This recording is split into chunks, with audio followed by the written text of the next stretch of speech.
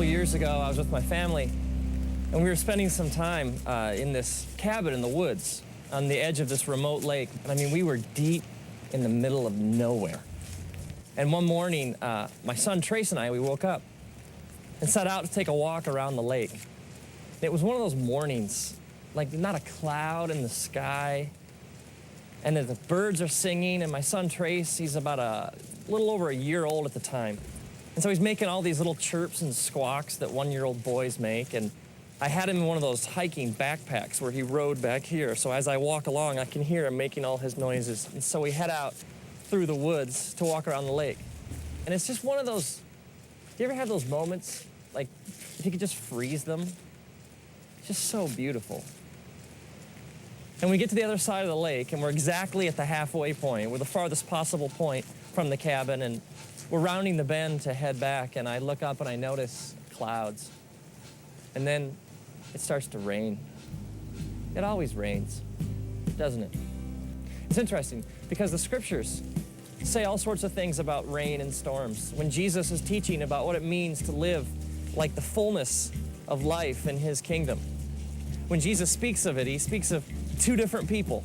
He speaks of a person who builds their house on sand, someone who chooses to reject his teachings, and someone who builds their house on rock, who chooses to build their life on Jesus' teachings. And then the metaphor he uses is that of a storm that comes, and the person who rejects his teachings and his truth, essentially the house built on sand just gets destroyed, but the house that's built on rock stands. So this idea, Jesus says, when the rains come, it's not like they might, they do. It rains in our lives, a lot. At first, there's a drop here and a drop there, and so I put Trace's hood over his head. But what I didn't know was that he pulled it off. And so gradually the drops, they get bigger and bigger, and they fall faster and faster. And in no time, it is pouring. I mean, the kind of rain that just soaks, it plasters your hair against your head, and the kind that just drenches your clothing. And at first, Trace, the thunder and the lightning, he's okay, but as it picks up and it gets louder and louder and the wind becomes more intense and the trees start to shake, Trace becomes more and more agitated. I can feel him, like on my back. And at first he starts to whimper, and then he lets out kind of a little shout here and there, but in no time, Trace is shrieking at the top of his lungs. I mean, the wind is blowing, it's thunder and lightning, and we are just getting plastered with this heavy rain, and the trees are no longer providing any shelter. And Trace, just from like deep in his being, starts to yell and cry so loudly and with such passion and terror in his voice. It's interesting, because if you take like the word cry and you search the scriptures, you find this word comes up over and over again. Like even the book of Psalms, just the book of Psalms. If you're like start reading through, it speaks over and over and over again of crying out to God. And God says these amazing things, like he says, when you cry out to me, I listen. He even says, I cannot ignore the cry of somebody who's afflicted. It's like if I'm hurting, lost, soaking wet, scared, confused, God says, you cry out and I hear. God even says that when you cry, he's close to the brokenhearted. He's close to those who cry out and admit they're scared, lost, soaking wet, and confused. See, there is this false, twisted idea out there among religious people that somehow you got to have it all together to have a relationship with God. That like somehow God's only looking for people who have no problems and have it all nailed down and can put on like the happy face all the time. And yet the scriptures speak directly against this kind of thinking. I mean, Jesus is even just straight ahead and he says, "Come to me, all you who are weary and heavy laden." I mean, the essence of salvation is crying out to God and admitting, I don't have it all together. It's admitting I am lost, I am hurting, and this sinful nature that I carry around with me has really screwed things up for me. And God, if you don't show me the way home, if you don't fix things, if you don't step in, I am dying here. And this kind of thinking is all throughout the scriptures. It's over and over again. God says to us, when you come to me with all your junk. Come to me with your problems. Come to me all screwed up, all messed up. Let me take care of it. Jesus even sets out looking for people. He even says this. He says, I'm not looking for the healthy. I came for the sick. It's interesting if you think about the storm from Trace's perspective. For Trace, the storm is his reality. He sees nothing else.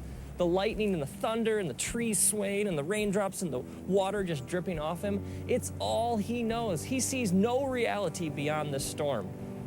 What Trace doesn't realize is that as his dad, I would do anything to get him home.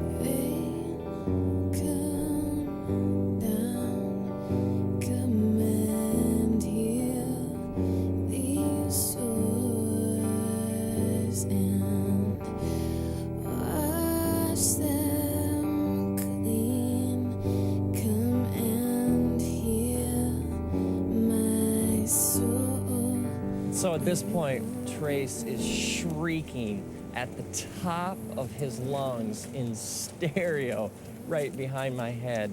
And I stop, and I kneel down, and I take him out of the pack, and I pull him close to my chest, and I wrap my arms around him, and I hold him so tightly up against my heart.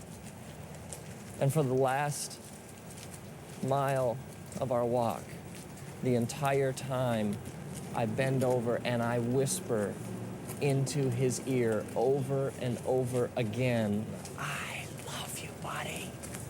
We're gonna make it. Dad knows the way home. We're gonna make it. I love you, buddy.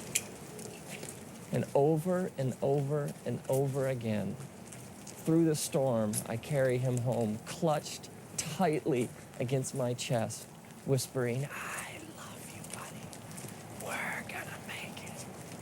Now imagine if like years later, Trace is in therapy or something, and he drags up this repressed memory of the walk.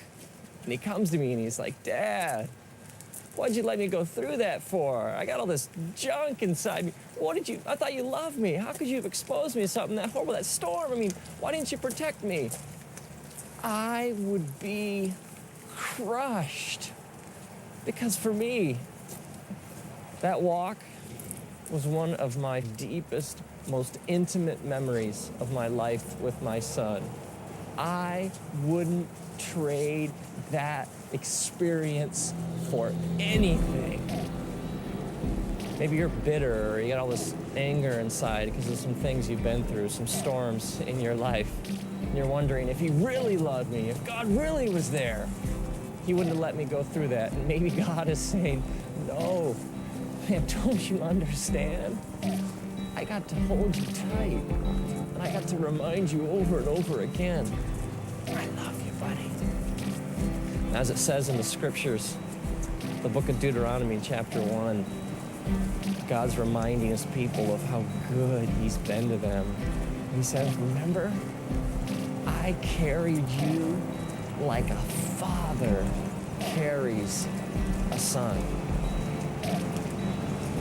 And now, may you, when you're soaking wet, lost, hurting, and confused, may you cry out, and may the creator of the universe take you out of your pack.